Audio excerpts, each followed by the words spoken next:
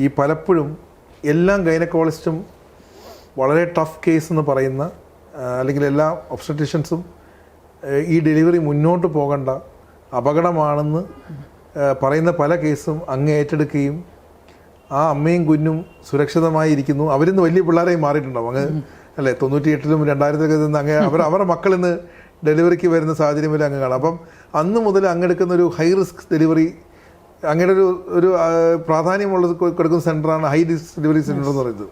അല്ലെങ്കിൽ high risk deliveries ഏറ്റവും കൂടുതൽ ചെയ്യുന്നത് ഇന്ന് എനിക്കൊന്ന് വടക്കൻ കേരളത്തിൽ ഏറ്റവും കൂടുതൽ ചെയ്യുന്നത് അങ്ങ് മാത്രമാണ്.